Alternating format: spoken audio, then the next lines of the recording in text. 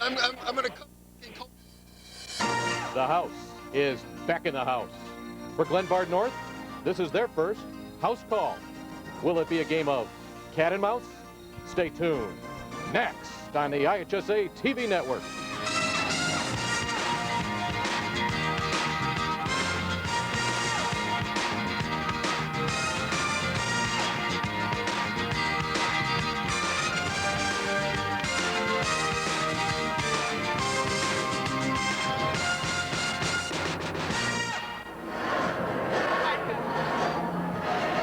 Welcome to Carver Arena in downtown Peoria. March Madness AA style this weekend. Game one, it's the city against the suburbs.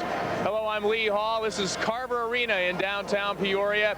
It's Public League power Westinghouse, no stranger to the Elite Eight, against Glenbard North. I guess you could call them Cinderella, but it was more like a Rambo attack Tuesday when they sabotaged Aurora West in the Super Sectional. Here for the call of today's first quarterfinal, Tom Stocker and Bill Hitt. Gentlemen. Thank you very much, Lee. In this first quarterfinal game today, you've got the champion of the tough Chicago Public League in Westinghouse. You have a team in Glenbard North that was picked by some to finish last in the DuPage Valley Conference. And Bill, they came here different ways. They play different styles. Yeah, Westinghouse likes to push the ball. They like to pressure in the backcourt. Glenbard North is going to be a little bit more patient with the ball. Let's take a look and see how these two teams got here to the Elite Eight. Glenbard North defeating Elgin for the sectional championship. Then Wheaton North, and in the Super Sectional, the stunning upset win over a team that had beaten them twice in the regular season, West Aurora. Now for Westinghouse in the Chicago Public League playoffs, beating Crane for the sectional, and then the sectional championship, Von Steuben with a victory, and then beating Farragut for the second time this year in the Chicago Public League championship in front of 15,000 at the United Center. Now the stars of these two teams, first of all for Glenbard North, they live from the perimeter, and of course Greg Kloss lived up to that with that great performance in the Super Sectional. 7 for 10 from threes. He's been one of their go-to guys all year. As for Westinghouse, they live with a strong inside power game, but all season long they were looking for a leader. They may have found one in Darius Glover. Yeah, Darius Glover played really well in the championship game. He's a strong force inside and great on the boards. We talked here at the outset how these two teams play different styles. Bill, let's take a look at the keys of the game for these two teams. First of all, for Glenbard North. For Glenbard North, one of their keys is that they need to start strong. They can't come down here and think they don't believe that they belong here. And to do that, they have to control the tempo. If they get into a full court game, they're going to be in trouble. The third key for them is to control Darius Glover inside. Westinghouse's keys are very similar. They need to pressure the perimeter, make sure that Kloss gets no looks at the basket.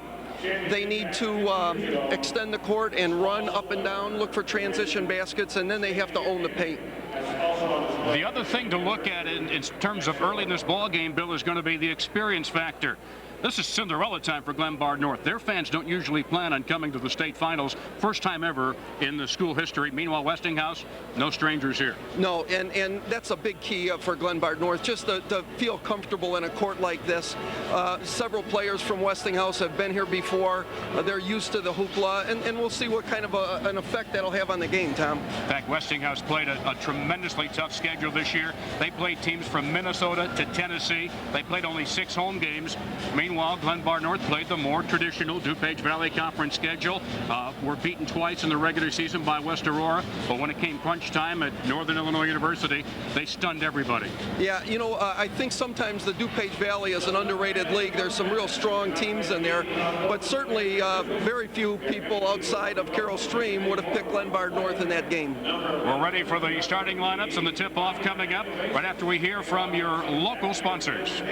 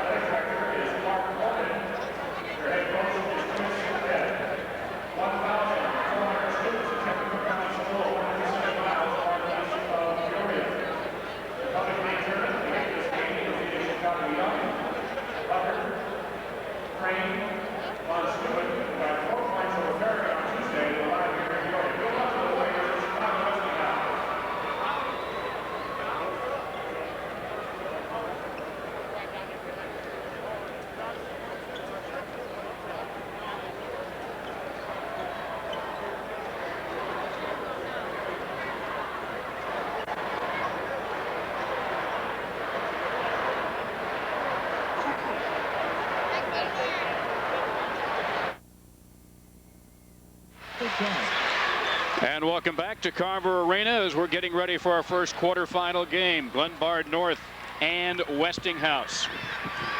Let's take a look at the locations of these two schools, certainly not far apart geographically. Westinghouse on the west side of Chicago, Carroll Stream a little bit to the west northwest out in the suburbs, and a world of difference in terms of playing philosophy, playing style. Glenbard North, I mean, for example, they didn't personally scout the Chicago Public League Championships. They didn't figure to be here. Let's go now to the national anthem here at Carver Arena as we will introduce to the folks our anthem singer, and here we go. Basketball fans, on behalf of the Illinois High School Association in the city of Peoria, welcome to the home of America's original March Madness. Today's quarterfinal game in the Class AA boys for this year features the Carroll Stream Glenbard North Panthers and Chicago Westinghouse Warriors. Before we meet the teams, at this time we ask you to please stand, remove your caps, dress the flag with your hand over your heart, as Amanda Majeski, a student at Mundelein Carmel High School, leads us in our national anthem.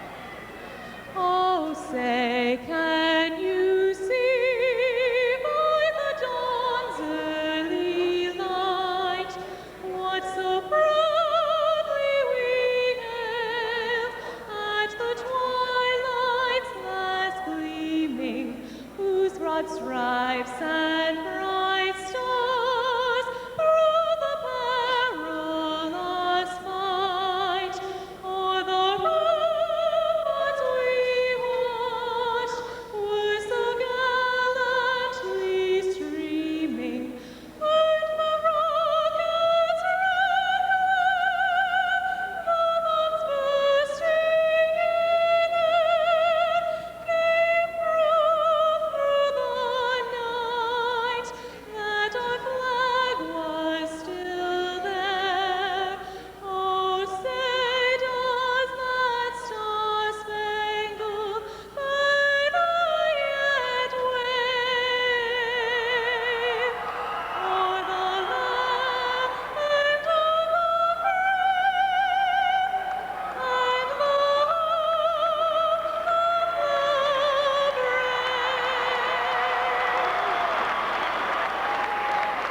And now let's meet the teams for this quarterfinal game.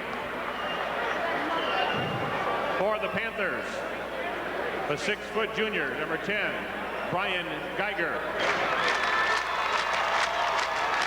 5'9" junior, 11, Kevin Jimenez. 5'8" senior, number 12, Jeff Massenkai.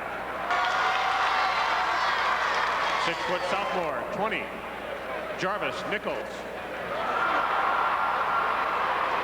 5'10" junior, 22, Brian Earhart. 6-foot junior, 24, Ryan Maturo. 6'1" junior, 30, Dino Mendez.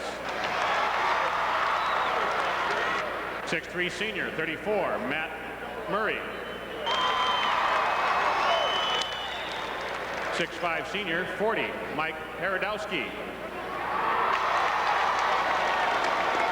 And a 6'3" junior, 44, Dan Walton. Now the Warriors of Chicago Westinghouse.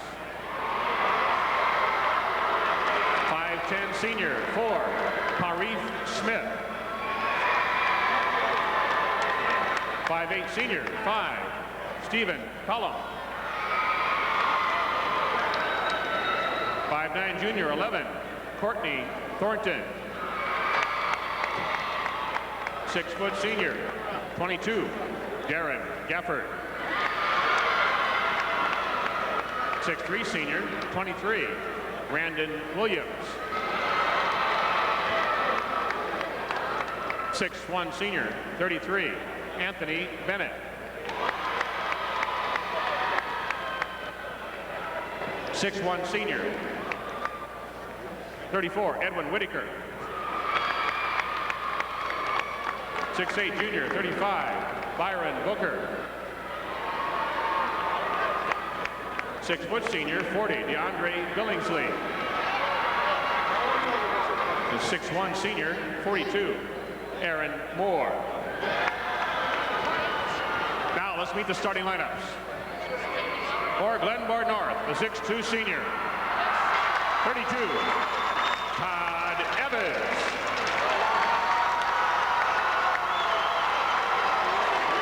And a forward for Chicago Westinghouse, a 5'10" senior, number 12, Clyde Crosby. The other forward for the Panthers, a 6'4" senior, number 50, Joel Pellin.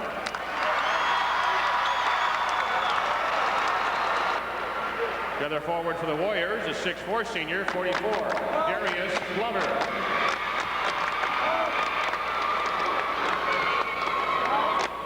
At center for Glenbard North, a 6'5" senior, 51, Steve Fiferek. At center for Chicago Westinghouse, a 6'5" senior, 24, Richard Russell.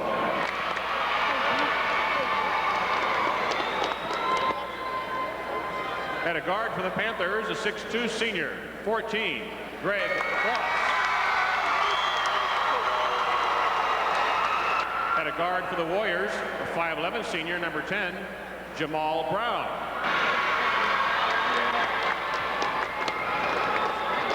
The other guard for Glenbard North, a 5'9" senior, 42, Ray Gamero. The other guard for Westinghouse, a 6'4" sophomore, number 30, DeMarcus Ellis. Head coach for Glenbard North in his 15th season, all at Glenbard, a record of 181 and 218. Bob Miller, the head coach at Glenbard North, 15th year at the helm of the Panthers, but not only the school's first appearance, his first appearance in the Elite Eight as well. Meanwhile, for the Westinghouse Warriors, Chris Head finishing his 4th season, over 100 victories so far. A team that was second in the AA tournament in the year 2000. So there are the starting lineups in our first quarterfinal game between Glenbard North and Westinghouse. And for both schools, as we take a look now at the starting lineups, first of all for the Panthers with Evans and Pellin at the forwards. Fiferek was going to have his hands full with that tall Westinghouse lineup in the middle. Claus and Gamaro at the guards. Crosby and Glover out at the perimeter, along with Russell in the middle. Brown and Ellis are rounding out their lineup. Our officials for this first game here this afternoon are Kevin Cates, Ronnie Jones, and Kevin Wiggs. So we are set for basketball.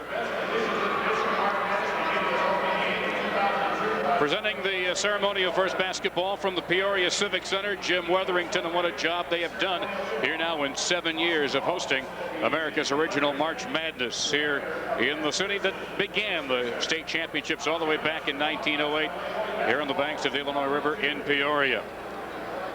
You talked about in the pregame, Bill, how the start for both teams very, very, very important. Usually it's not as important in a game because you've got a long way to go, but when you have a team that's here for the first time like Glenbard North, those butterflies have got to be huge. Yeah, they are. They're huge for the players. They're huge for the coaching staff, and it's really important for Glenbard that they come out and play well in the first few minutes, try to establish the tempo, a slower one for them. Westinghouse has been around a little bit. They're just as nervous, but usually a team that's been out here has a little bit more poise early on. The pregame ceremonies are complete, and it's time to determine our first semifinalist here in the AA basketball championships. In the middle, Joel Pellin for Glenbard North against Richard Russell, and Westinghouse wins the tap. Darius Glover on the wing now. Jamal back to Glover. Glover takes it inside and hits the one-hander and gets him on the board. We're seeing that Westinghouse press right off the bat. They're going to try to make Glenbard play an up-tempo game, which would be to their advantage. And a quick foul on that pressure as Clyde Crosby picks up the foul. Glenbard started in a zone right away. Westinghouse goes inside, trying to attack the middle of that zone. And right off the bat, Crosby comes out of there. As they brought Anthony Bennett off the bench after that very first foul. Chris Head wasn't happy with the foul off the press. In trouble down low. The shot by Pellin, no good. And the rebound picked up by Jamarcus Ellis. Now Westinghouse is playing a man-to-man, trying to pressure the ball all the way down the court. From the corner, the three, no good for Jamarcus Ellis. And the Panthers have the rebound. Here comes Ray Gamaro. Gamaro trying from outside, missing long. And the rebound tapped around by Jamarcus Ellis, and they push it up court very quickly. They waste little time. From the baseline, the jumper by Richard Russell is good, and it's a 4-0 lead for Westinghouse. And a turnover off the press. Yeah, I think that's the jitters that we talked about before the game. I think they've got to be a little bit, Glenbard's got to be a little bit more patient offensively. They're going to shoot the threes. They just need to rotate the ball a little bit, not shoot them on transition. Looks like Mike Paradowski checking in now for Glenbard North. May have been a cut on the cheek of Joel Pellin. There is Paradowski, a 6'5" senior, averaging just under 7 points a game. But it's Westinghouse basketball. Jamarcus Ellis getting it in. That's Jamal Brown. He runs the show from outside. Down on the baseline. Here is Russell. Missed on the shot. Glover got the rebound. But a foul in the battle underneath. And it's going to go against Mike Paradowski. You know, Tom, Glenbard, if they're going to be successful today, have really got to limit the attempts of Westinghouse. They can't give them second shots. Westinghouse working it around the perimeter, top of the key. Clyde Crosby, nice penetration, got it down low to Richard Russell, and he's got 4. And Westinghouse with a quick 6-0 lead, and that's exactly what Glenbard North didn't need, a slow start. No, and they have time. They just need to be patient, show a little poise. From the wing, the three is good for Paradowski, and Glenbard North says we'll exchange 3s for 2s anytime. Yeah, that's what kept them in that Aurora West game and in the super sectionals. Down low again to inside. They're getting it inside awful easy, and Richard Russell already has got 6. Yeah, the strategy of Westinghouse to pound it inside is a good one. Glenbard is going to have to do some difference. Here we see how we're posting down low. They're going to take that ball inside and just be strong in the paint. Back to action as Gamaro comes up with it. Cross court to Gamaro. Nice no-look pass inside. The jumper's no good for Paradowski. And the rebound, Anthony Bennett. Quickly to the front court, Jamarcus Ellis. Tapped away. It'll still be Westinghouse basketball. Well, I think we've seen already the styles that we're going to see for the rest of the game. Westinghouse going to apply pressure in the backcourt, look to run every opportunity they can. Glenbard just needs to be a little bit more patient offensively and look to swing the ball for 3s. An early 5-point lead for Westinghouse. Jamal Brown with the basketball. Again, they get it around the perimeter. Now coming out high is Glover. Takes it inside.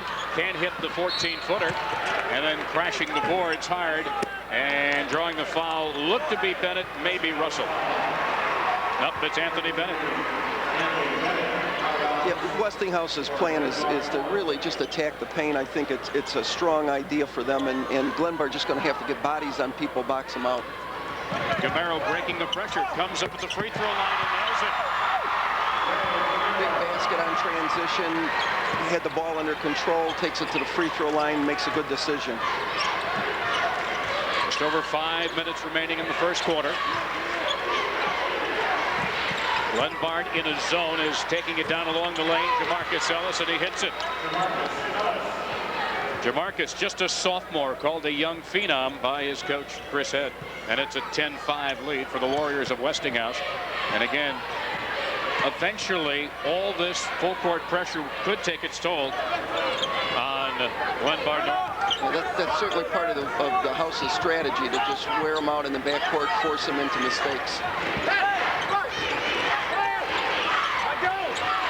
Getting open. That's his first of the game. Greg Kloss, who was 7 of 10 from three-point range in the super sectional victory, and a quick foul at the other end. And that's going to be a player control foul on Westinghouse. And Darius Glover's strong to the basket, a little out of control on that play. This IHSA broadcast is brought to you by Country Insurance and Financial Services. Real people, real answers, real quick. And by Bradco Supply. Back after we hear from our network sponsors. By the way, the program audio. Welcome back. Take a look at the two cities we have involved in here. Of course, Westinghouse from the huge city of Chicago. Carroll Stream, a population of 34,000. The enrollment, Glenbard North, almost twice the enrollment size. One from the DuPage Valley, the other the champion of the Chicago Public League. A 10-8 lead. Westinghouse had the upper hand early in this one, but Glenbard North has used excellent perimeter shooting to get right back in the contest. Yeah, I think they've settled down a little bit. They're going to be bothered throughout the game by the full court press of Westinghouse. They just have to make sure they make good decisions on transition, and certainly look for quick looks, but when they don't have one, get into their offense. The Panthers with the basketball and again facing the full court pressure from Westinghouse. Kloss in the backcourt. Gets it ahead to Paradowski. And now Kloss will set up the half-court offense. About halfway through the first quarter, Paradowski gets it back out. Down inside, trying to get the feed to Pellin. And a reach-around foul from behind. And that one's going to be on Westinghouse. Richard Russell gets his first.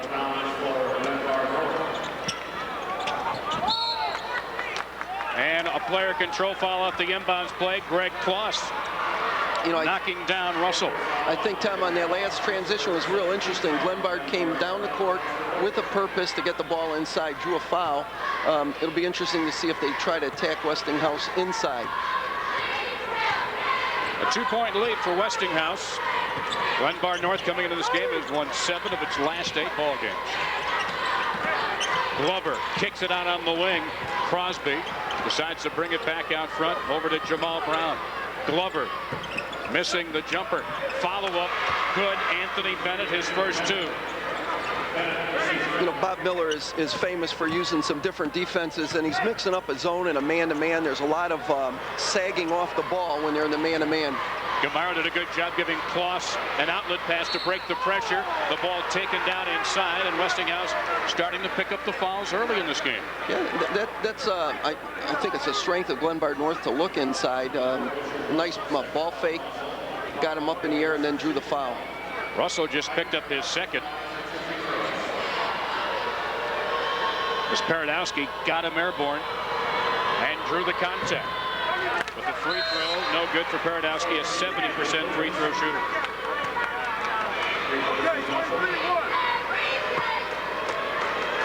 In for Westinghouse, Randon Williams coming into the lineup.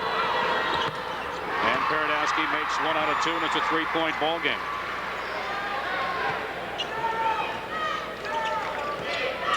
See in the corner, about 3.5 minutes to go in the opening quarter. In trouble in the corner is Williams. Found an outlet, they get it inside to Glover, and he had no trouble at all laying it in. We've got Glenbard on maybe each possession showing a different look in their zone man-to-man. That time they trapped on the wing but left the baseline open. Kloss takes it right down the middle, hits the runner off the glass. A little throwback move right there, the little running one-hander in the lane. And again, a 3-point ball game, 14-11. The shot, a 3-pointer, Jamal Brown hitting his first bucket of the ball game. Westinghouse doing a good job of moving the ball on the perimeter, finding the open look on the wing. That was the first tray of the game for Westinghouse. Free throw line extended jumper, Evans, no good. Tap up, no good, and contact, and bodies wound up on the floor, and it's going to go against Glenbard North. Now they got Pellin going over his back on the rebound. He picks up his first. Westinghouse on a roll, winning 17 of the last 18. The last loss was a 1-point loss to Farragut, and that's a game where they lost Jamal Brown for the last 7.5 minutes. He was disqualified with 2 technical fouls in that game. Glover on the move, can't bank it in. Offensive rebound put back in by Anthony Bennett. Big board. They're just really working hard on the boards. If you're Glenbard, you have to make sure you get a body on everybody. 8-point lead, biggest of the ball game for Westinghouse. 2:11 remaining in the opening quarter. Kloss over on the wing, stepping inside Gamero, long on the jumper. Rebound Crosby. Long down court pass. Look at Glover ahead of the pack, and he lays it up and in. Did a nice job of pushing the ball. Glenbard's taking a good time out at this point. A 10-point lead for Westinghouse off the transition, and look at that. You saw the big guy there, Darius Glover, ahead of the pack off the transition. Yeah, he went out and contested the shot and then ran the court real well. Looked up ahead, went strong to the basket. He's the one that responded after the Public League semifinal win over Von Steuben. Chris had said, I'm looking for a leader. And then after the win over Farragut, where Glover had 26 points and 12 rebounds, he said, I'm your leader. Meanwhile, Glenbard North, they got to regroup in a hurry. Right. You know, it's very important when you come down here that you have someone who is willing to rise up. And if it's going to be Darius Glover for Westinghouse, that's going to be a good thing for them. Suddenly the Panthers facing the wrong end of a 10-point deficit. They break the pressure as they get it to Pelham. Now Gamaro way out front, but they're pressuring him even way out there. Gets it in the lane to Pfeiffer. And it's tipped out of bounds, and it will be still Glenbard North basketball. There is an animated Chris Head, the head coach of Westinghouse. I think Chris was a little upset that they had a trap at the center line and they let him out of it. And for him, it's important that you do it his way. Darren Gafford came in off the bench at that last whistle. The three-pointer missed by Kloss, and Westinghouse with it. Jamal Brown quickly up ahead, and that one may get called back. It is. It is charging. Player control foul. Anthony Bennett came in there too strong. You know, Glenbard's doing a real nice job of recovering to defense, getting in lanes. Take a look at the history for these two teams in the state finals. Very easy for Glenbard North. First time ever in the Elite Eight after 7 regional titles. Down inside, the shot too strong for Todd Evans. And Westinghouse comes up with another loose basketball. You know, if you're Glenbard, you have to look to get some easy shots against the press. But if you don't have them, you've got to kick it out and run clock. Jamal Brown, honorable mention All-Stater, now out at the point. Clyde Crosby, the 5'10" senior. They call him Mr. Energetic on the Westinghouse Ball Club. Under a minute and no shot clock in Illinois high school basketball. Westinghouse leading by 10 is going to go for the last shot.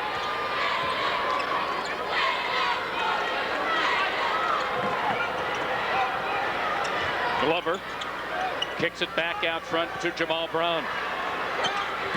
Brown on the drive. Kicks off the pass a little high for Russell, and they reload. 33 seconds to go in the first quarter.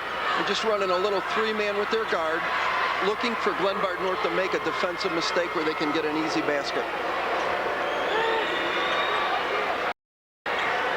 20 seconds now left in the quarter.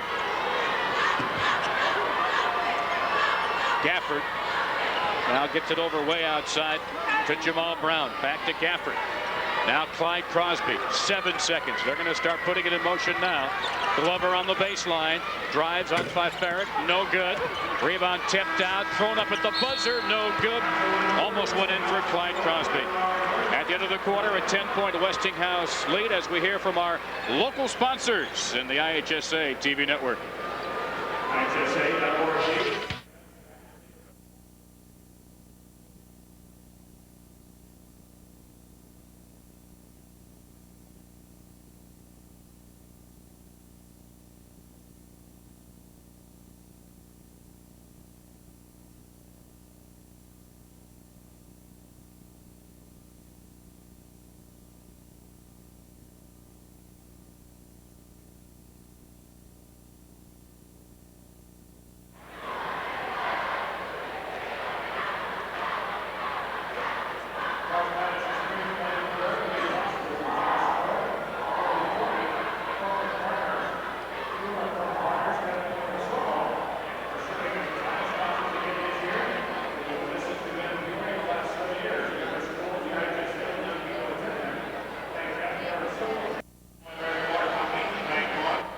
Stalker Bill hit at Carver Arena in Peoria. 10-point Westinghouse lead. Let's go over now to Lee Hall. All right, Tom, thanks a lot. We are with one very interested Westinghouse fan. This is Micheline Head, Chris Head's wife. 6 months they've been married, and your brother is the coach at Chicago Crane. And they lost to Westinghouse 3 times this year. Is that kind of tough with around the family reunions? Well, yeah, it's kind of tough, but we try not to talk about it much. I'm torn between the two. Yeah, they didn't. The family didn't think of you as a traitor when you guys got married, did they? No, of course not. They're good friends.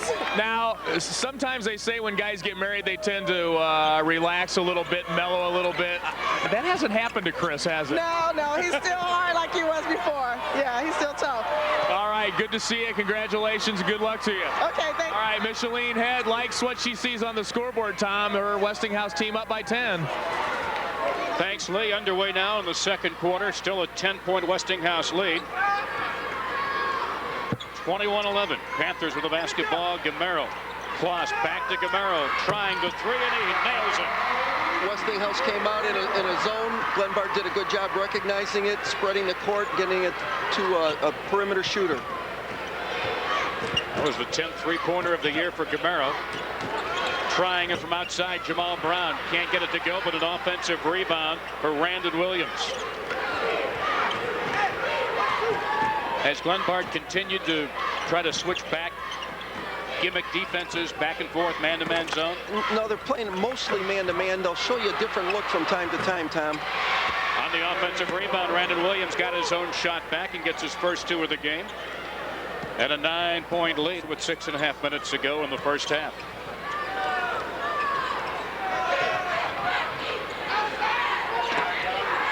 Gamero, one of 2 members of this ball club who almost didn't make the team this year. He was told after last season, you're going to have to improve your level of play just to make the team. Now, obviously, a starter. The steal by Jamal Brown. And he converts the layup. Great steal coming up from the blind side to strip him and go down the court. 11-point lead, the biggest of the basketball game so far for Westinghouse Warriors. 27-5 on the year for Westinghouse. And could be interesting. They could be the last representative under an old system from the Chicago Public League, which is guaranteed. Let's take a look. Let's go into the huddle now over at Glenbard North.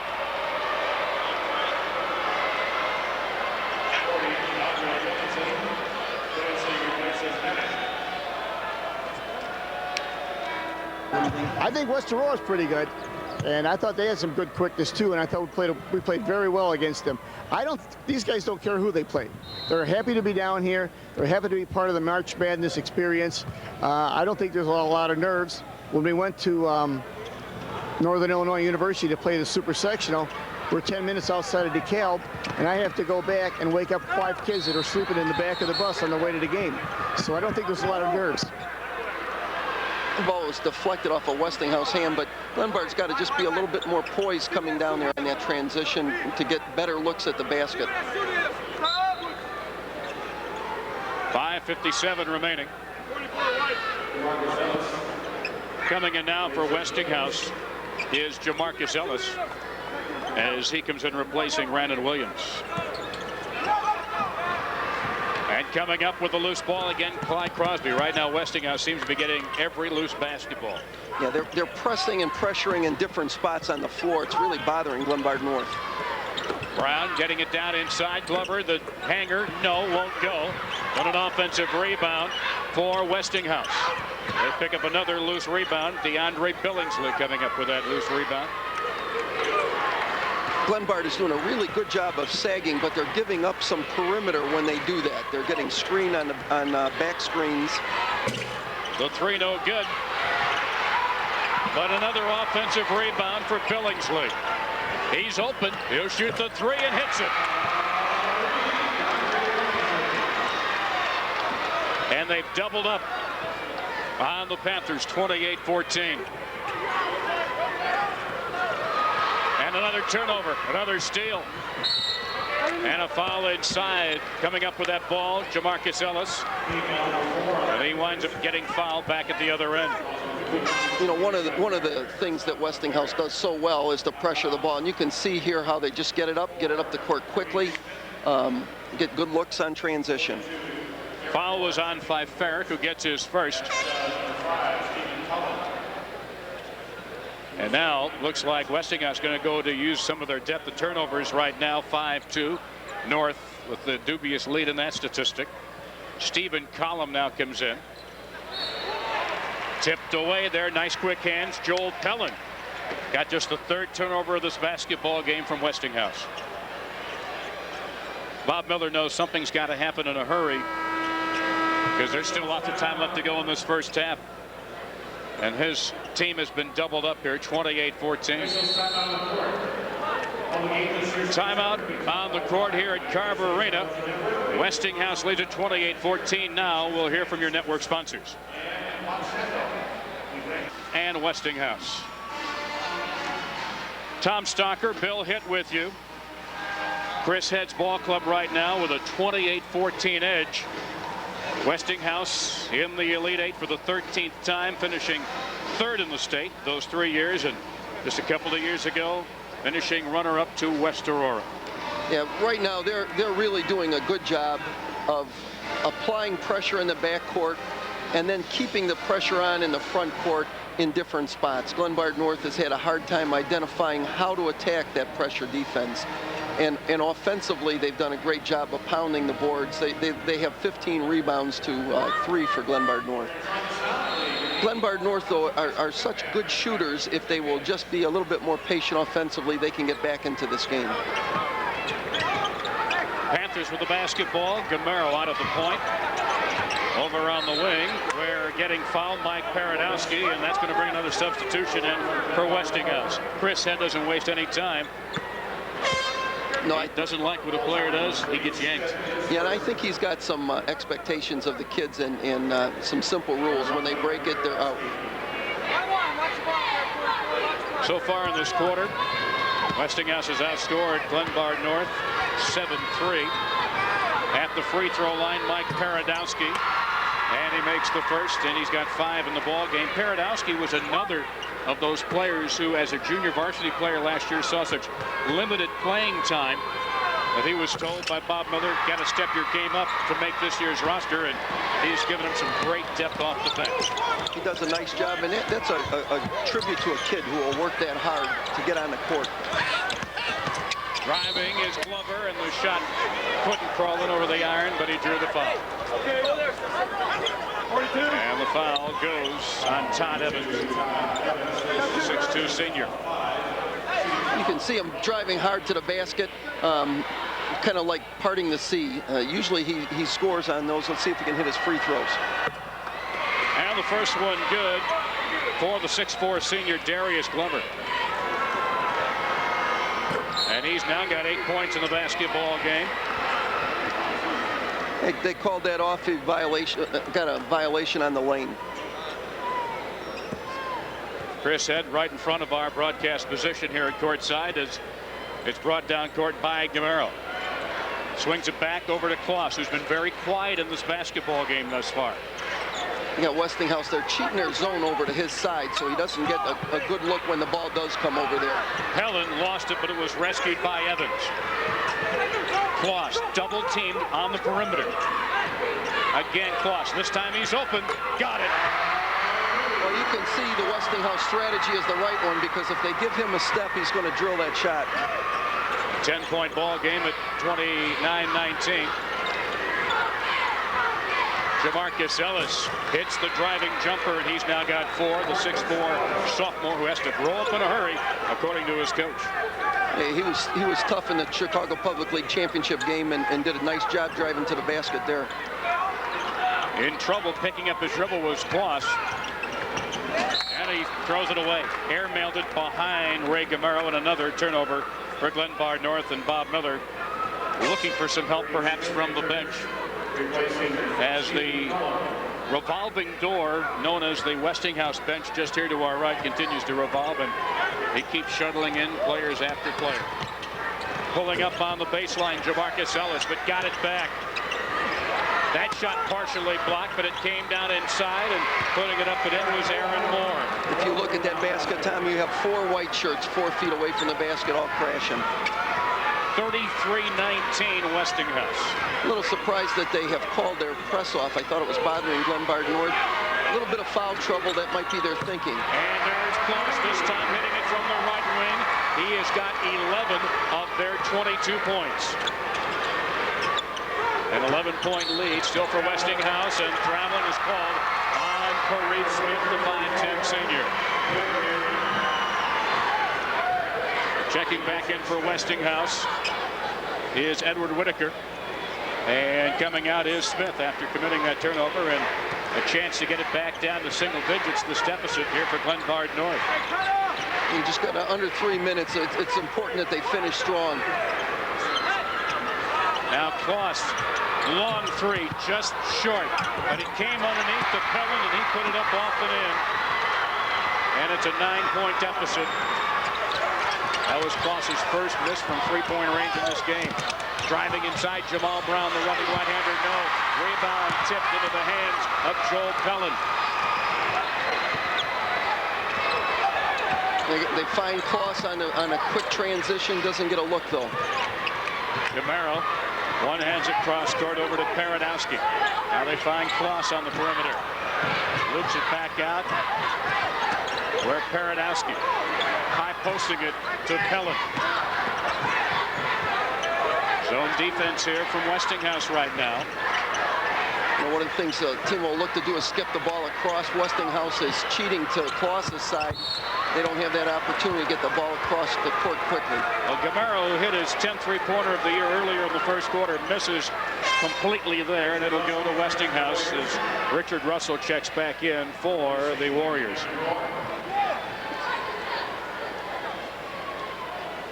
So Westinghouse with a lead that was 14. Now it's 9.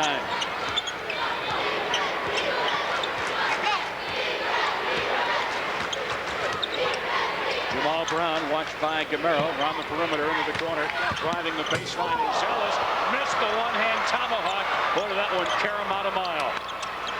On the wing, the three-pointer, Ellis.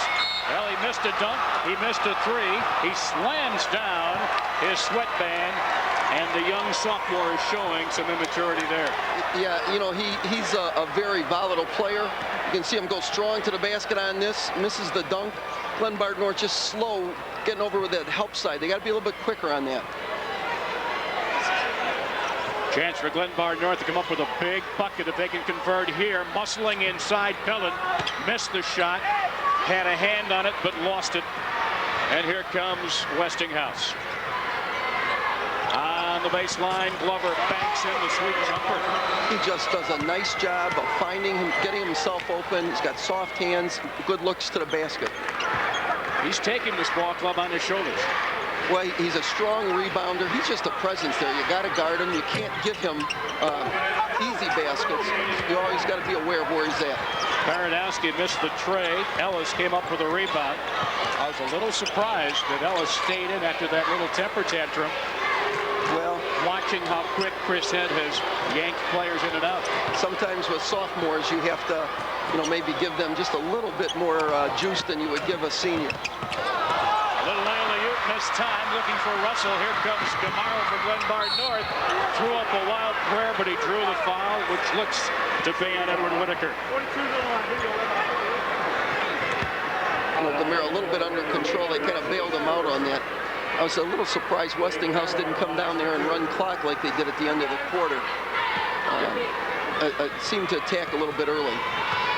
Gamero even says, I wasn't supposed to make this team. He said, I lost 20 to 25 pounds in the summer getting ready for this season as he misses the free throw. You know, as a former coach, one of the biggest things a kid can do at the free throw line is keep his feet still. He started to back up on that as he was shooting it. Got to keep your feet planted and lean to the basket. Got the nice roll. Gamero now with 6. And it's a 10-point ball game, 35-25.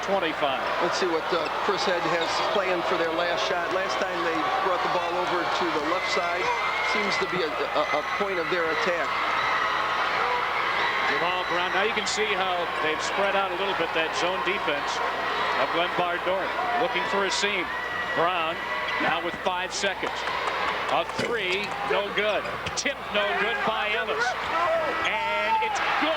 Is it good? Yes. Richard Russell just before the buzzer, sticking back an offensive rebound. So a big bucket at the end of the first half. Westinghouse with a 37-25 lead. Here in our first quarterfinal round game at Carver Arena in Peoria. You know, when you take that last shot, you want an opportunity to get a putback in. Generally, you don't get 2 chances. That was a big basket for Westinghouse and a crusher for Glenbard. Let's go over to Lee Hall. All right, Tom, we're with Chris Head. Coach, you guys went on a little run there late in the first quarter. Since then, it's been pretty even. Yeah, it's been pretty even, but we don't want to play even with these guys. I saw him play on Tuesday in the super sectional. He shot the ball pretty well, and that kind of scares me. So I don't want to play even with them. I want to just get out and hopefully get a substantial lead over, and hopefully our kids can keep playing. All right, Coach, thank you very much. Tom, back to you. Thanks, Lee. 12-point halftime lead for Westinghouse. Back with our halftime festivities after this from our network sponsors.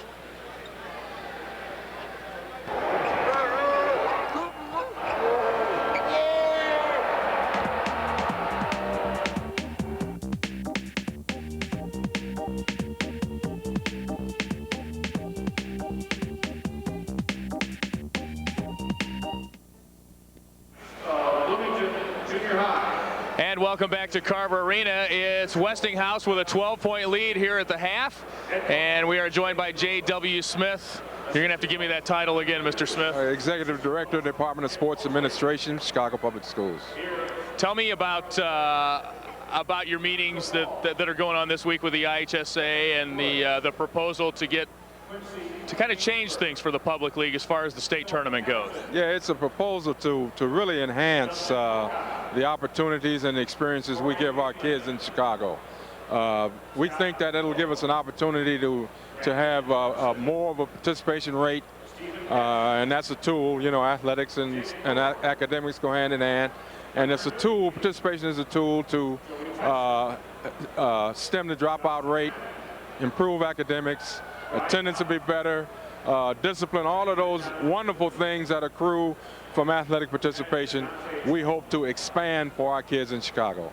How do you think that will work? I mean, I know you have to meet with the IHSA and they have to discuss it, but how would you work that? The public league would just go out into different sectionals? Is that how it would work? Yeah, just integrate with the rest of the state in regional and sectional play. We would retain our city championship and the things that we do now, but our kids would go out and compete against the rest of the state. Now, what I've read is the proposal says could get as many as 3 teams. Might end up with none, though. Well, we make a proposal. The IHSA board has to vote, and obviously the staff is responsible for setting up the brackets and whatnot. But we're saying to them, this is what we would like to have to make a better experience for our kids. And now it goes beyond just the boys AA tournament, from what I've read as well. There was talk about maybe some of the smaller enrollments in the public league, maybe going Class A as far as girls. I saw, and they mentioned Chicago Hope might have won a Class A girls championship this year in basketball. Yeah, well, we have 20 or so schools right now that fall in the single A category.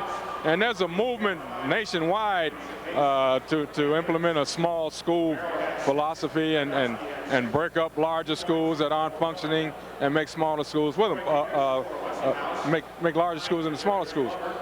We want opportunities for those smaller schools to have equitable competition. And the more we get, the more we want them to have the opportunities again to participate in athletics and accrue all those wonderful values that come with it. You have to like what you've seen here in the first half. Westinghouse up 12. Oh yeah, no question about it. I think they're our best representative. They had a tough row coming down here though. their particular conference, the Red West, was terrific this year. Now it rotates in Chicago, but this year was a Red West, and probably any one of them could have come down here and represent as well. And that's one of the key points in the proposal. All right, J.W. Smith, thank you very much. Thank you. All right, we appreciate it. Chicago Westinghouse, a 12-point lead here at the half. We will be back with more from Carver Arena after these words from your local stations.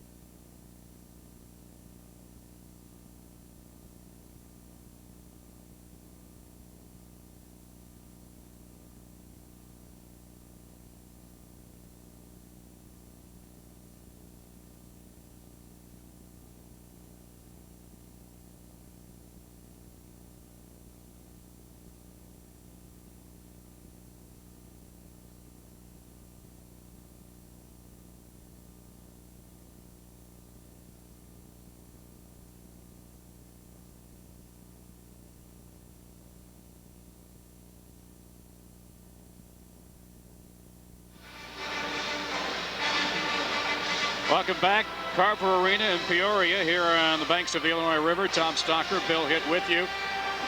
In the first half, a very tough half shooting-wise for Glenbard North. We talked about how they're going to have to shoot very well to stay in this ball game, and right now they're not shooting very well, under 40%. Yeah, that's not going to get it done for them. They are 5 for 10 from the three-point range, but 38% overall. They just have to be a little bit more patient with their transition game, make better decisions with the ball. The other thing that is a big killer stat-wise is there's 21 rebounds to 6 for Glenbard North, and 11 of those Westinghouse rebounds have been offensive. They got 3 or 4 big putbacks, one right at the end of the half that Glenbard can't allow. They just have to get better, do a better job getting bodies on them. In that ball game, Westinghouse showed its depth. 8 different players scored. As we take a look at the numbers, they see that Glenbard North just 8 for 21 from the field, while Westinghouse shot 49%. There you talked about the rebounds, Bill. 21-6. Westinghouse getting 7 assists so far in the ball game individually in the contest so far. You take a look, turnovers. At one point, that was really lopsided. Glenbard North had 5 turnovers, Westinghouse with 2. That evened out somewhat. Blocks, ironically, Glenbard North with 3 in the contest. And the team fouls in the first half, Glenbard North didn't have any foul trouble at all. Individual scoring in the first half. Kloss got hot late with 3 3-pointers. He's got 11, with Paradowski and Gamero each with 6. Glover was the early force scoring wise for Westinghouse. He leads them with 9, while Richard Russell also with 8, and Jamal Brown with 5. Second half, Bill, what does Westinghouse need to do? There was that run there Glenbard North made that got them back in the basketball game. Well, I was a little surprised in the second quarter that Westinghouse took their press off. That's when I think it gave Glenbard an opportunity to come down and get a little bit of confidence in their offense. What they need to do is simply do a better job defensively on the glass. They can't give those second shot baskets and come down and run an offense where they feel confident to get the ball in the hands of their shooters. Easier said than done against the Westinghouse team. Glenbard North would rather probably remember more moments of the second quarter than of the first quarter. That first quarter, they were absolutely rattled. Yeah, I think so early, and Westinghouse will do that to you. They're a very good team. They press and pressure the ball very well. I think another thing Westinghouse has done, they've got 13 kids who have played in this ball game, real balanced scoring. That makes it difficult to defend. All right, coming up, the second half here in our first quarter final game between Westinghouse and Glenbard North after we hear from our local sponsors.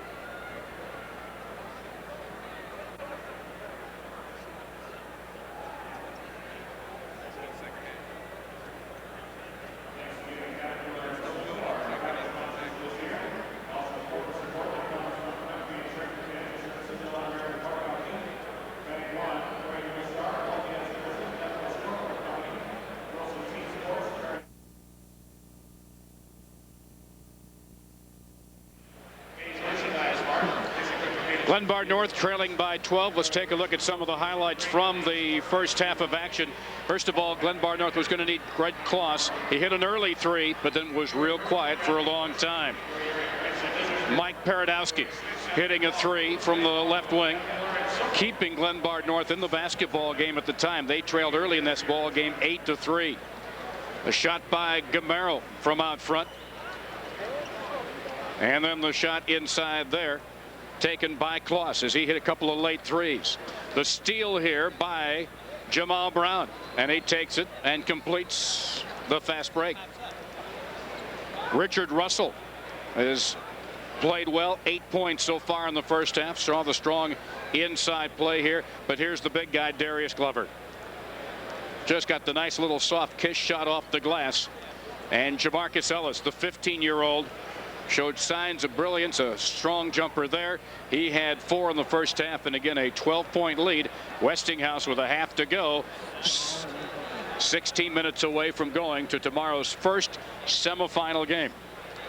You know, I think what's so impressive, Tom, about this Westinghouse team is that they play with so much poise.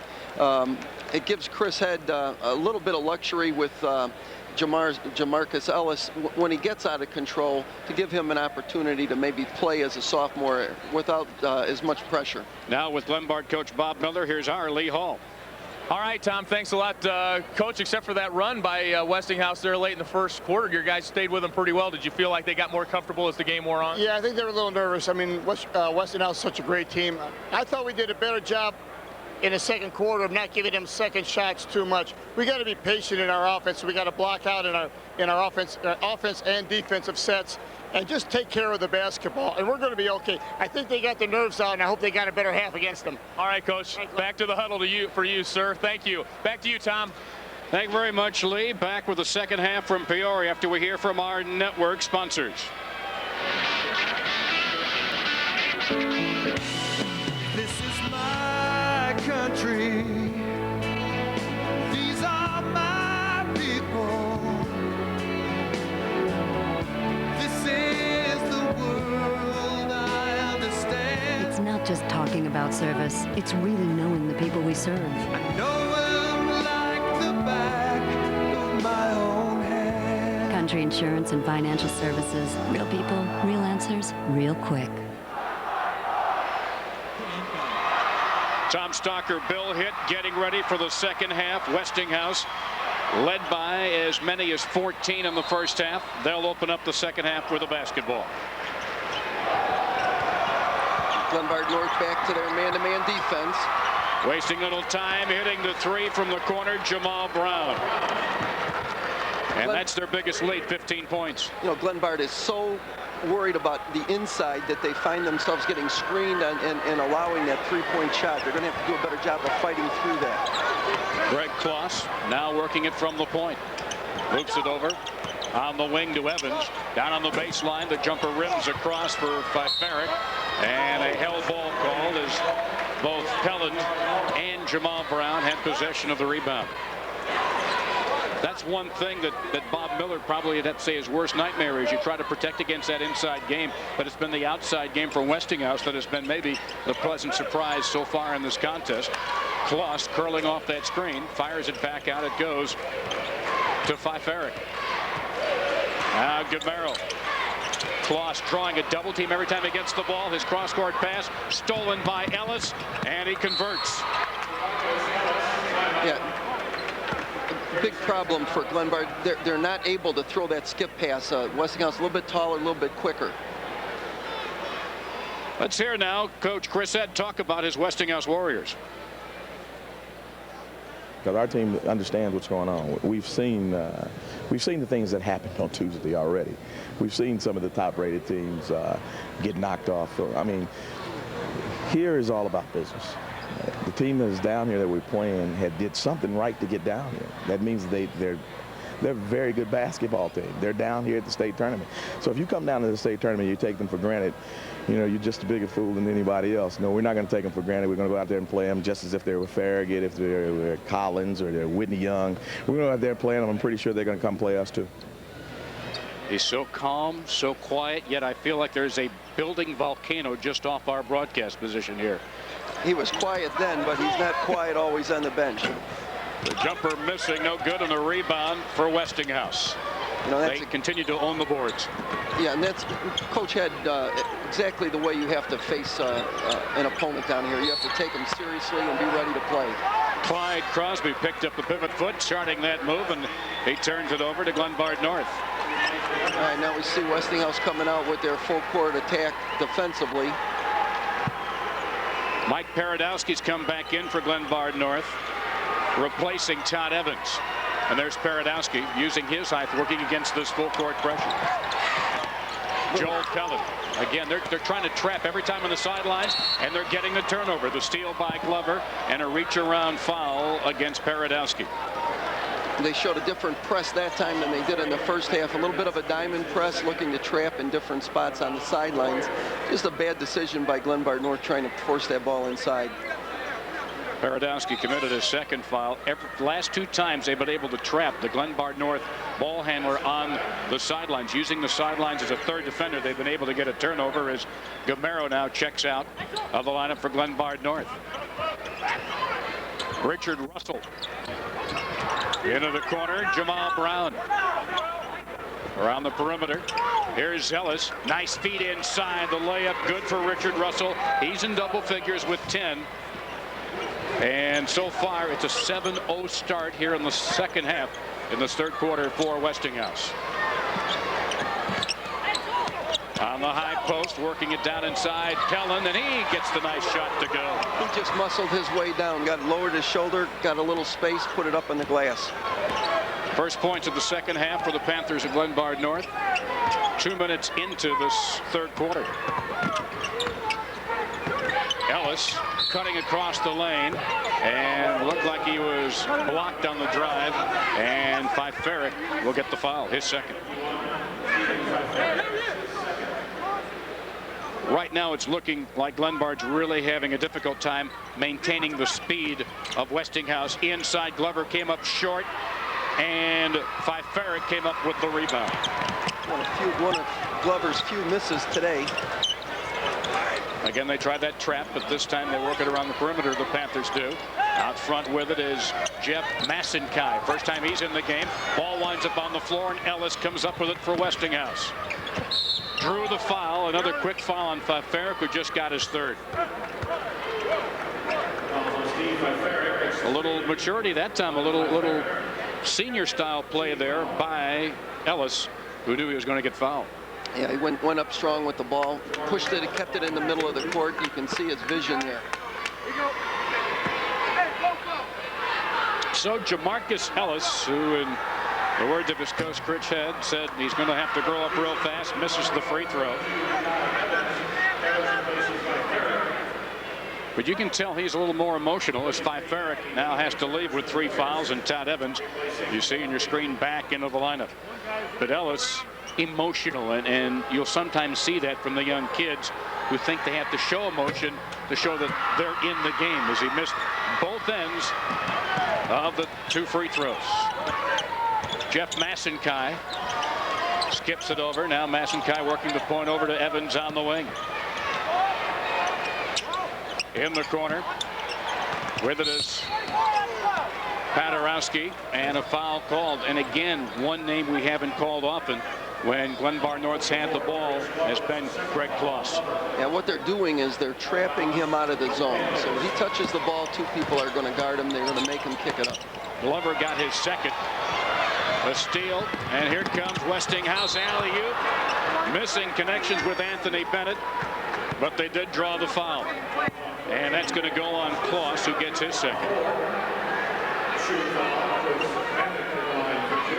And see him running the court real strong, gets the ball up on the glass. Broke the play up nicely, drew the foul. Make him score from the free throw line. And the free throw rims in good. Anthony Bennett getting his first free throw of the ball game, a 6'1" senior. He's got 5 points as he makes 1 out of the 2. 45-27. Kloss lost it, and it's over and back. It wasn't poked away by Westinghouse, Jamal Brown. Timeout on the floor. Westinghouse leads 45-27. Let's hear now from your local sponsors.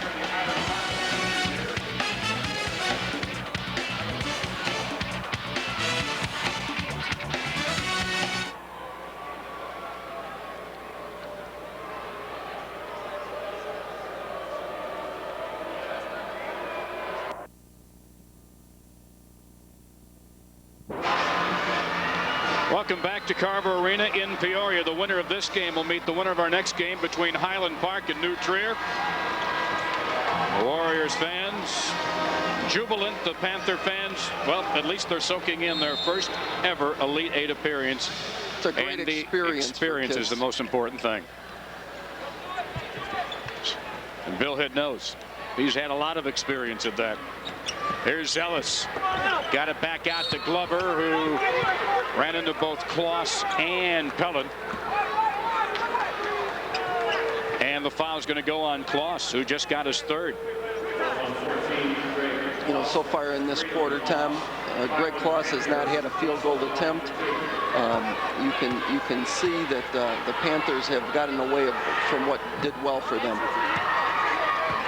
The free throw for Russell, no good.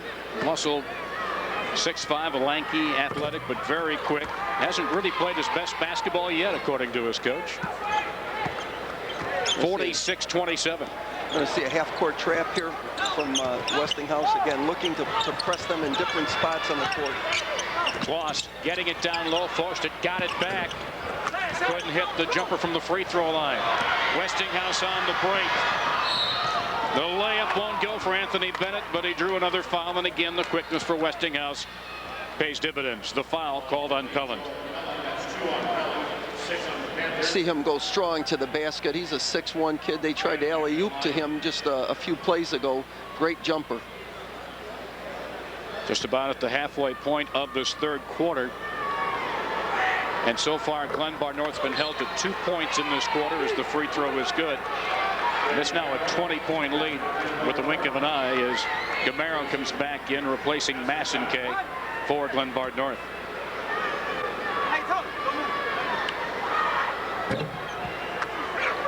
If you're going to find something Westinghouse hasn't done well is shoot free throws, but the rest of their game has been pretty tough.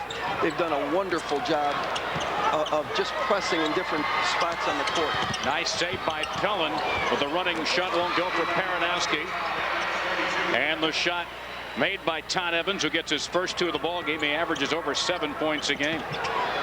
Just the second field goal of the half for Glenbard. Rebound Gamero, and he brought that one down with authority. Up ahead on the break, and the layup won't go for Pellin.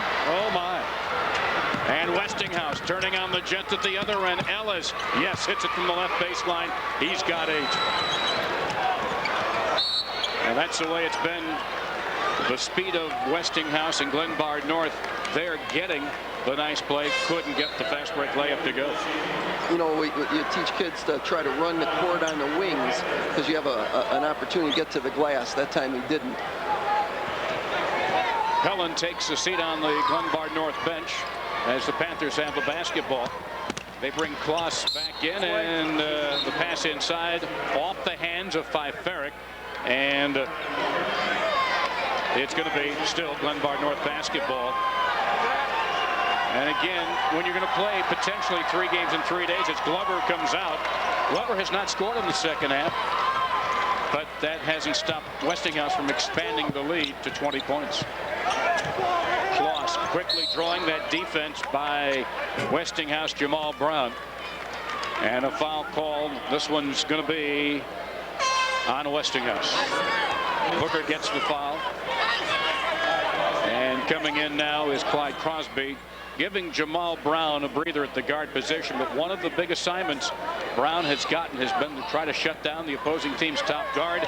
Well, he's done a number so far on Kloss with a lot of double team help, and Glenbard North had to take the timeout, couldn't find an open man to inbound it to. These are the games, and you've been in this position on both sides. What are you as a coach, if you're Coach Chris Head, telling your players right now when you're leading by 20 points? Well, you have to. There's still a lot of time left. These teams that get down here are good enough that they can get back into the game in a hurry. So you want to keep their focus directed. It's probably too early to start thinking about resting kids for the next game, so you're just trying to get into the fourth quarter with the same kind of lead. And I think Bob Miller's down there trying to refocus his kids, get the confidence back in them. An even-keeled coach, Bob Miller, who's had a very interesting, laid-back approach to this whole experience. Glenbard North trailing by 20.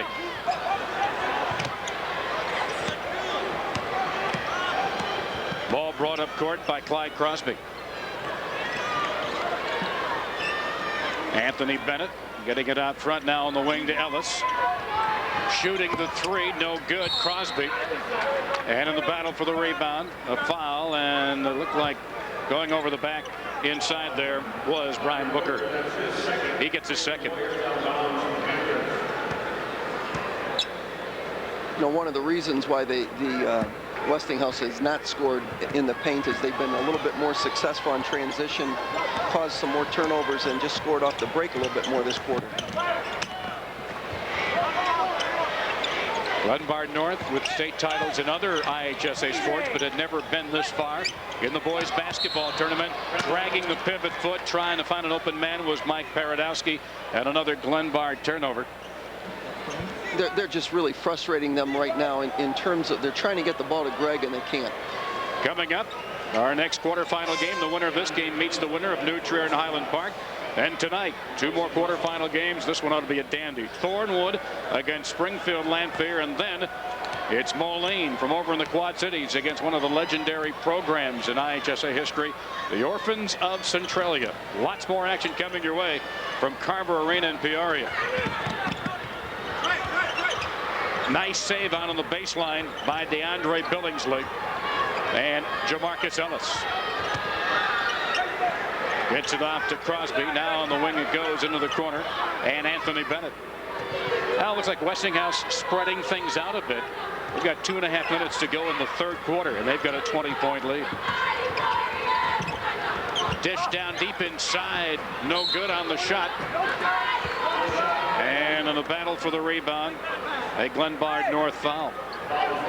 You know, one of the strategies some coaches will use is just take the air out of the ball for a minute or two and then attack. And you can see how they went strong to the basket on that possession. So you kind of lull the opponent into sleep and then get to the basket. Joel Pellin came back in for the Panthers, replacing Todd Evans. The foul was on Paradowski, his third. And the free throw is good for Anthony Bennett. He's got 7. 3 so far in this half, all from the free throw line. Here's 3 of 5 for the game. Make it 4 of 6. Westinghouse back to their full court press. Again, it's a diamond press. They're looking to trap, keep the ball in the corners and trap it there. When you mean trapped, that means trying to get that ball handler double teamed and not to give him an outlet. Exactly. And then the ball went out of bounds. They immediately switched to a man-to-man press. Gennaro fires it down court, driving the baseline, putting up the shot by Farrick. And the tip-in's good by Pellin. Joel Pellin now with 6. Still a 20-point ball game late in the third quarter. Byron Booker double teamed and a reach-in foul by Kloss. I've got him for 4. Yeah, that's his 4th. What Glenbard's doing, they're trapping the first pass to the wing right now, seeing if they can create some turnovers. Oh, they changed it. It could have been on Kloss. They gave it to Pellin. That's his 3rd instead of Kloss getting his 4th. As Jeff Massenkay, the 5'8" senior, back in, and coming out as Kloss. Glenbard played a pretty foul-free first half, but now trying to catch up. They're just got to take some chances defensively. 23 was Randon Williams, now checking back in. Free throw misses. Joel Pellin with the rebound.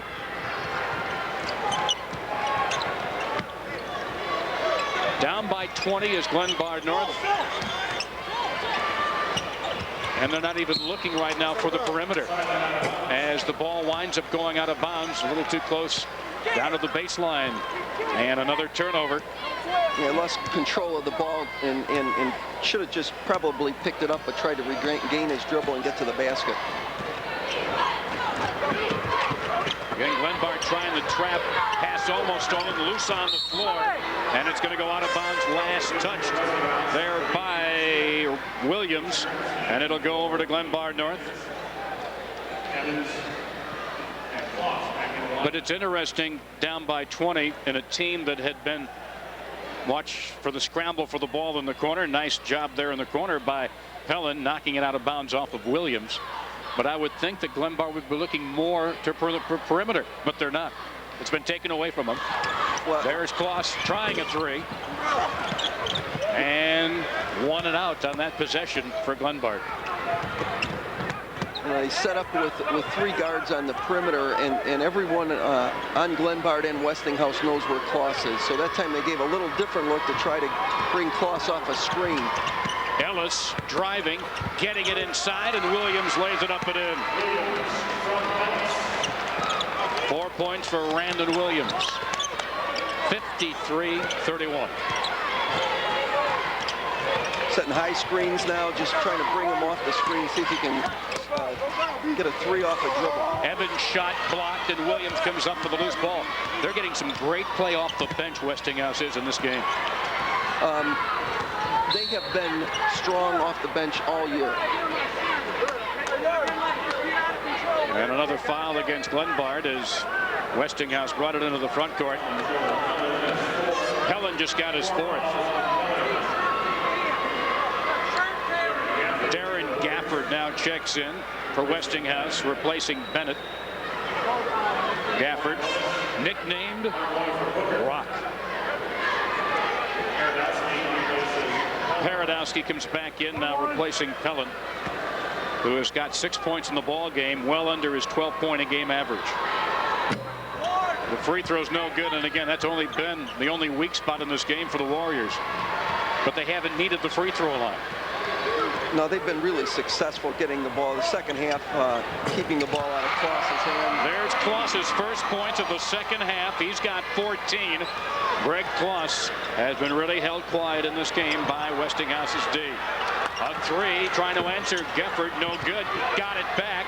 Puts up another shot at the buzzer and won't go, and we've reached the end of 3 quarters. After 3, Westinghouse leads 53-34. We'll hear now from our network sponsors.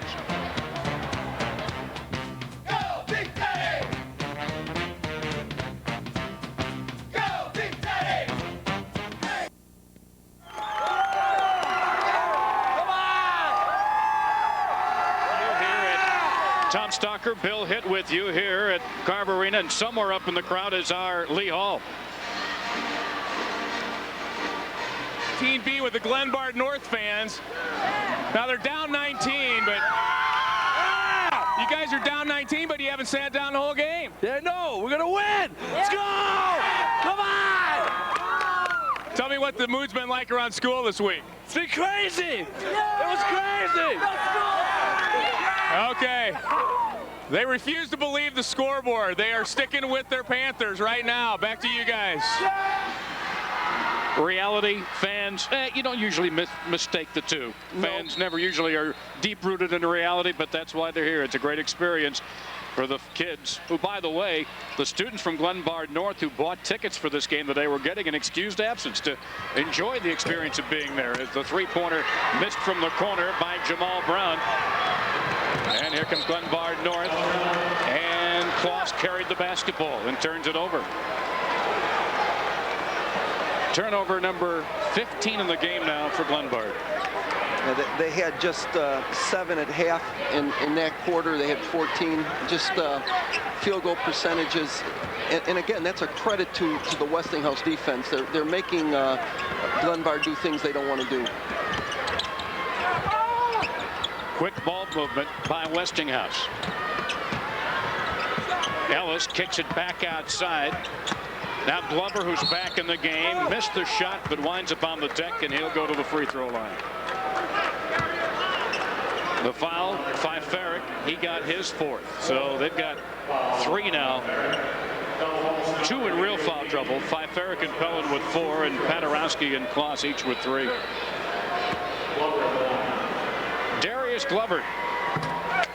He says, I'll take the team on my shoulders, and he gets his first point of the second half. He's now got 10. But again, his lack of presence offensively and defensively hasn't really hindered Westinghouse in the second half. No, their pressure has really created what Glenbard didn't want, and that's a transition game. They've got a lot of points off the break in that third quarter. Glover hits his 11th point of the basketball game. 21-point lead right now at 55-34. The pass stolen from Kloss by Glover. Wow, the big guy trying to break up the passing lanes, but he went out of bounds with the basketball, and Glenbard North keeps it. Pressing teams, Tom, will eventually wear you down, and that's what it seems like they're doing with Glenbard right now. Kloss gets it to the front court. Over to Gamero. Now in the lane. Nice driving shot by Todd Evans. His second bucket of the ball game. Again, he averages 7 points a game. Great strong move to the basket, split the defenders, and went up to the glass. Glover double teamed in the corner, but loops it out front where he finds Anthony Bennett. Crosby kicks it back out. Jamal Brown. Look at that ball movement by Westinghouse, even at this juncture in the game. And they take it inside and draw the foul. You would think they were playing down by 10 rather than up by 21. They're playing with great intensity. You can see them driving hard to the basket. Just blocked it out of bounds. Glover down on the block against Evans. Shot rims across, and the rebound controlled by Paderewski. He's got an especially strong move to his right. As Kloss made the move, a reach-in foul. And that one's going to go to Jamal Brown, who gets his first foul of the game. Chris had looking over at Jamal like, why'd you do that? Wasn't a particularly smart foul in a situation where you didn't really need to make contact. Sometimes you have to commit the foul. Sometimes the flow of the play demands that you make contact. Other times, sometimes they think they're trying to be cute and make the little steal, as Ellis was gotten into the air there by Greg Kloss, and Ellis picks up his first foul. Keep an eye on that kid Ellis. Some have called him maybe the #1 sophomore in America right now. He's got a great quick leap, and that's something that's very difficult to teach. And the Panthers turn it over again. The other thing, Tom, is a small thing, but I think a lot of coaches, we kind of fall in love with left-handers. They just give you a different look, and he does a nice job on that left wing. Trouble is, they also act like southpaws too. Splitting the difference, Bennett kicks it off to Ellis, floats it across the lane, and hits nothing but net. Wow. 10 points for Jamarcus Ellis. 57-36. And Glenbard North commits its 17th turnover of the basketball game. That's what pressure will do. That's a non-forced turnover, but it's a fatigue turnover too. Glenbard North has just struggled handling the pressure, the speed and quickness, and when it gets inside the physical play as well. And those that we thought that would happen certainly has happened. Bradco Supply Corporation and Owens Corning, makers of vinyl siding and shingles, are proud to be a sponsor of this year's Illinois High School Association State Basketball Tournament, the home of America's original March Madness. And they wish the best of luck to both Glenbard North and Westinghouse and all the teams here in Peoria this weekend. So far, Kloss with a very quiet 14. Not a lot of support there. And the balance from Westinghouse, 9 of Glover's 11 came in the first half. Russell has been quite the impressive scorer as well. Right, and you can look at that Westinghouse balance. It's the same kind of defensive balance. And you can see Ellis just going to the basket strong with his left hand. He's a player. He's a player. Now Ellis has indeed put on a show here. The 6'4" sophomore at 10 points, and the folks from Westinghouse 6 minutes away from keeping those hotel reservations for another day here in Peoria. Coming up next, the winner of this game will play either New Trier or Highland Park in the first semifinal game tomorrow. Later on tonight, quarterfinals, Thornwood and Springfield. Lamphere ought to be a dandy and great tradition in Moline and Centralia, the final quarterfinal game of the day. You know, one thing about coming down here, it's always fun to watch teams that you don't get to see a lot from other parts of the state. And it's a great experience for the players and the fans. Anthony Bennett travels and turns it over.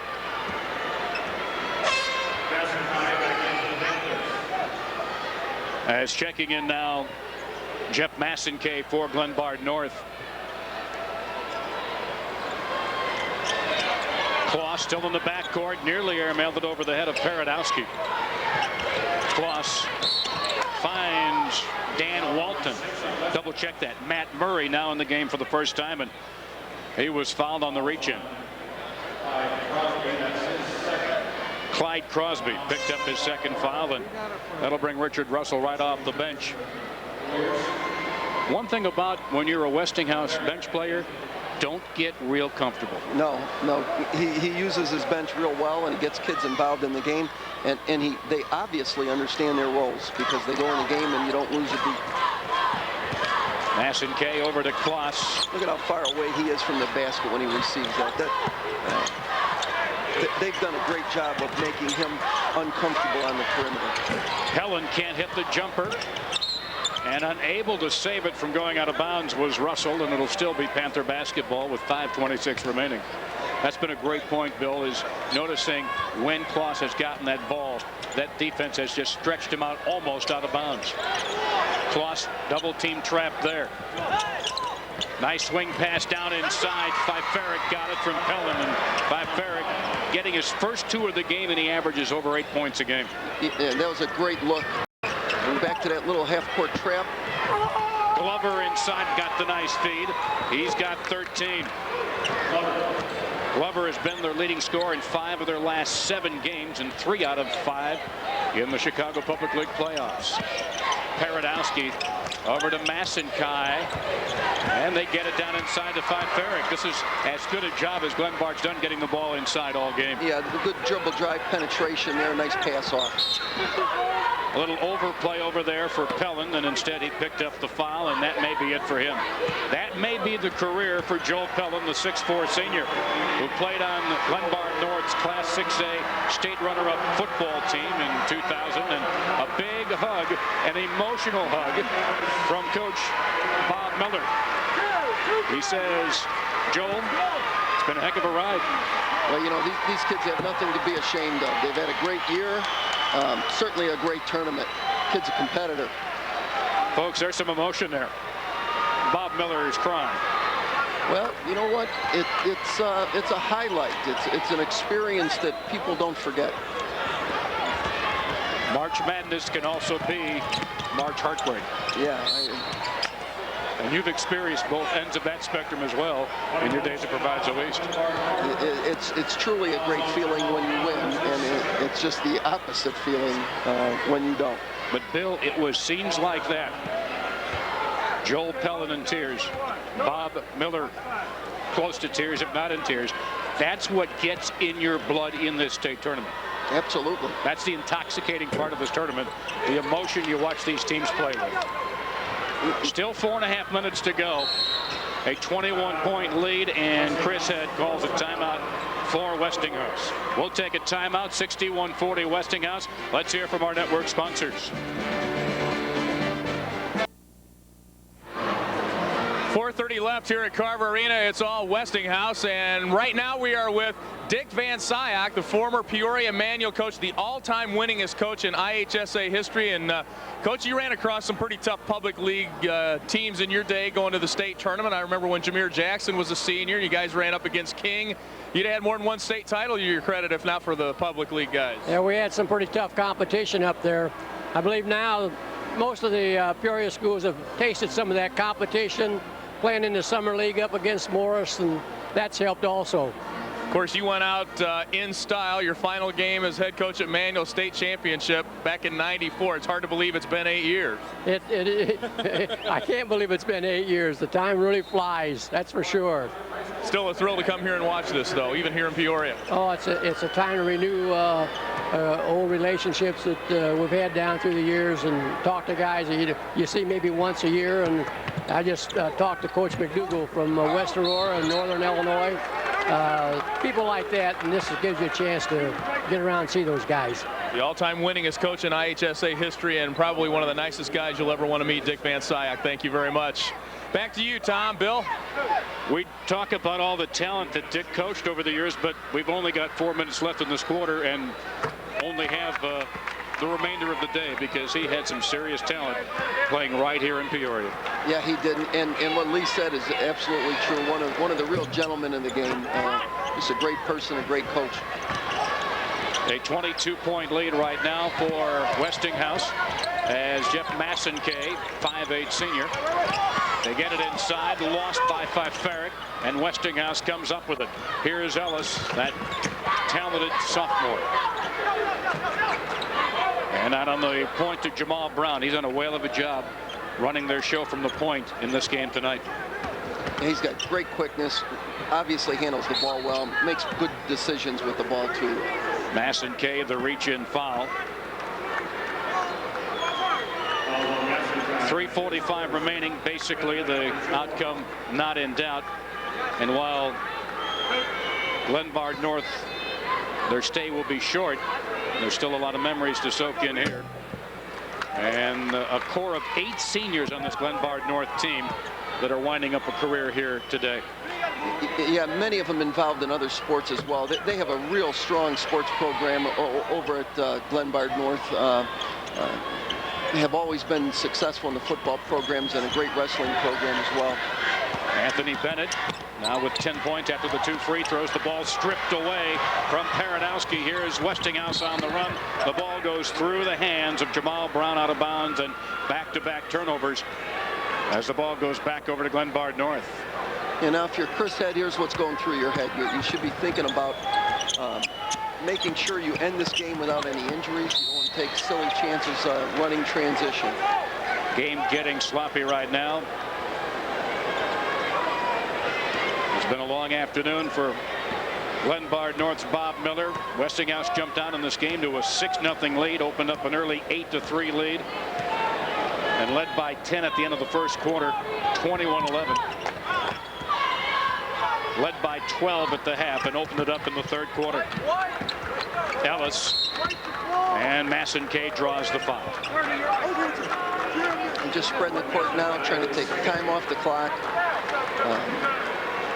When Glenbard makes a mistake, they penetrate to the free throw line and look to get something easy. This copyrighted broadcast is presented for the entertainment and non-commercial use of our audience.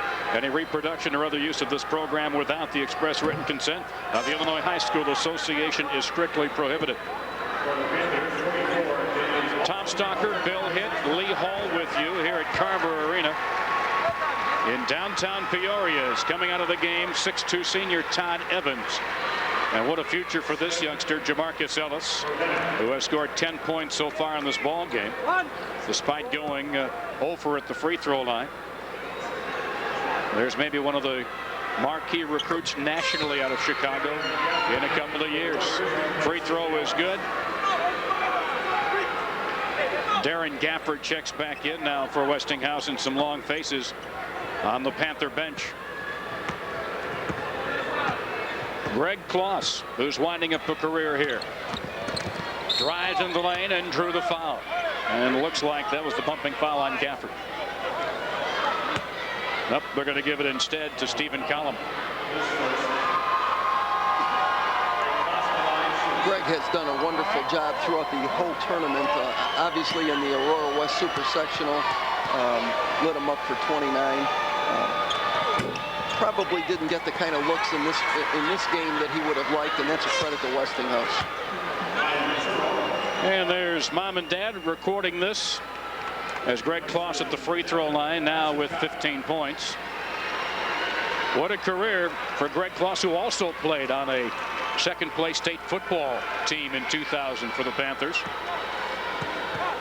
Kloss, their leading scorer, 11 of the last 15 games. Gets them both 16 points, right about his average. but the points haven't been major impact points in this ball game for Glenbard North. Nice bounce feed ahead to Glover. The feed coming from Coleman. Glover lays it up and in. He's got 16. Well, you want to check out the latest from the Illinois High School Association? Do what I do. Go to www.ihsa.org, and you won't find a more complete informational website anywhere in the country. Find the latest stats, all the information, directions on how to get to the arena. I told you I used it. Get all the stats, get the boxes, live scoring, all that at www.ihsa.org. We take you into the Glenbard North huddle, and graduate out of Hinckley Big Rock High School, Bob Miller. Of course, Hinckley itself. Let's listen in right now.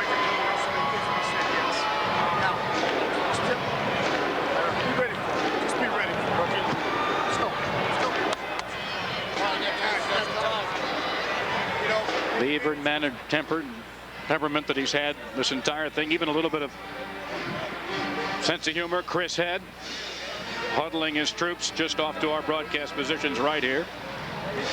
I think that's one of the things that is so interesting. You can be a successful coach and have a very different style than the next successful coach. Chris, very fiery competitor.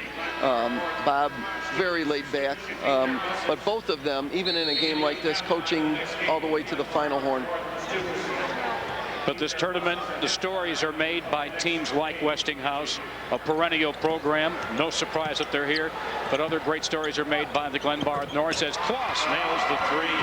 He's got 19 points. He's going to go down shooting. 2.5 minutes remaining. 67-45, and Chris Head's not happy with that turnover, and he goes to the bench again, and he'll bring in Clyde Crosby as Brian Geiger, a 6-foot junior, now checks in for Glenbard North. Also checking in for Westinghouse is Byron Booker, as Billingsley comes out. Parif Smith came out of the guard for Westinghouse. And Ryan Maturo also in the game for the first time, over on the wing to Kloss. Maturo working against this Westinghouse zone. Turned it away as the ball was stolen by Aaron Moore of Westinghouse. Just over 2 minutes remaining. The shot in the lane too strong, and Glenbard North turns it the other way. 2 minutes ago, Ryan Maturo skipping it over the top for Kloss. From the corner, Brian Earhart's shot's no good, and the rebound controlled by Byron Booker. You know, sometimes you get a game like this, Tom, it's interesting to watch how the substitutes play. Both of these teams coming down and doing what they're coached, and not just running up and down the court looking for the first shot. No wonder I never got in the game. Foul out front. And that will send Crosby to the line. The foul on Earhart.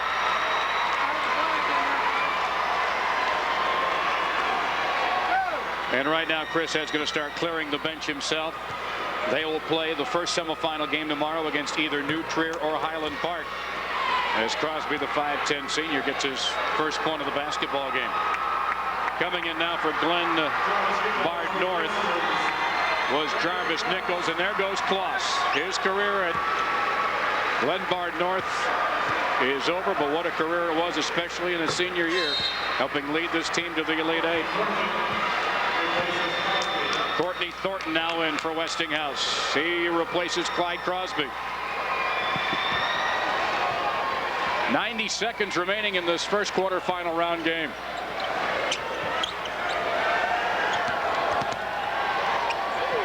The three rimming short for Ryan Maturo, and Courtney Thornton with the rebound.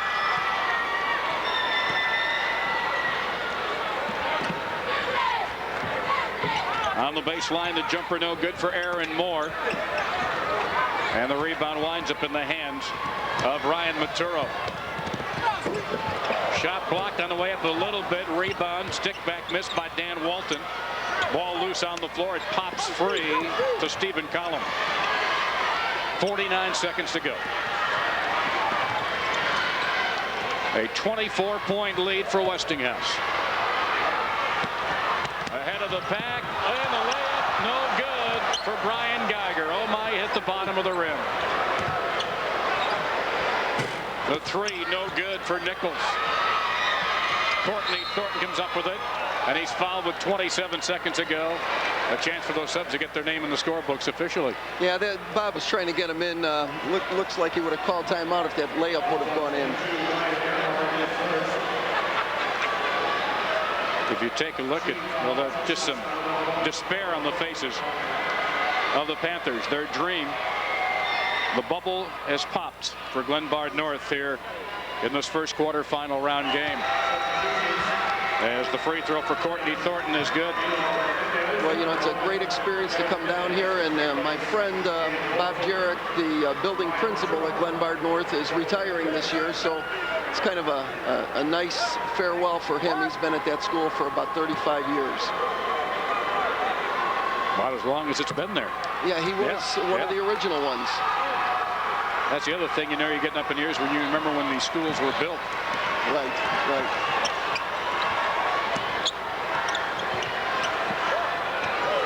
Kevin Jimenez now around in the perimeter from the right corner. Brian Earhart hitting a three. He'll remember that. Earhart gets the tray to make it 71-48, and time running out. Westinghouse is going on to the semifinals. They win it 71-48.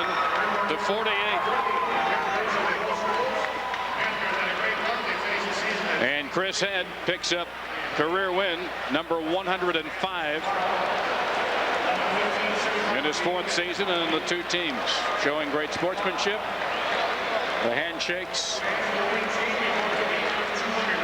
You know, this was not a real close game, but it was a hard-fought game. I got to give Glenbard North a lot of credit. They worked very hard. They just weren't able to keep up with Westinghouse's quickness. The coaching camaraderie right there between Bob Miller and Chris Head. All that sportsmanship is what it's all about. Let's go now with the winning coaches, our Lee Hall. All right, Tom, thanks a lot. Coach, doing a little ushering here. The fans tried to come out and storm the floor, and you shoot them off of there. Boy, they listened to you, didn't they? It ain't a state title game. I can see if it was a state title game. We're just trying to keep a little order. I mean, you know, we just won one game. I wanted to do that if we win the state title. So they can save that celebration. Boy, your team played wire to wire very well today. Well, we did. You know, we made a couple of mistakes, and I'm one of the sticklers for the little things, and they know that. So, you know, the biggest thing is that we do play tomorrow. Yeah, you talked on the coming down here after after Sunday's win. You talked about coming down here, and we've got some business to take care of. You're a third of the way there, 1 down, 2 to go. That's right, and hopefully we can take care of the business tomorrow morning. Now, somebody was telling me you have a couple of championship rings. Are those from King? No, no. One of my assistants was an assistant at King. He has a couple of championship rings. I have a couple of championship rings from Southmore's when Martell and Cedric them went undefeated back-to-back. We ended up buying them rings when we went 70-0, so I have that ring. But that's the only one I have. 2 wins away from another one. Yeah, hopefully we can take care of the business tomorrow morning. All right, Coach, congratulations. Richard Russell is here. How are you? Nice job out there today. Tell me what was key for you guys today. We wanted to get the ball down low because we saw that we had a height advantage on them, and we just wanted to go with our strengths. We wanted to find our disadvantages and how can I say, use that to our advantage. Sounds like this team is pretty focused. I saw you guys, you're happy you won, but there wasn't a great deal of celebrating over there after one win. You still got 2 more to go. Yeah, we know it's gonna take a lot more than just this one win to get to the championship. We're gonna have to stay focused, and like our coach said, keep our eyes on the prize. All right, Richard Russell, congratulations. Thank you. All right, Westinghouse advances, and they get the winner of the next game, New Trier and Highland Park. Tom. Thank you, Lee. As a runaway victory for Westinghouse. They go to 28-5. Back with more from Carver Arena after we hear from our local sponsors.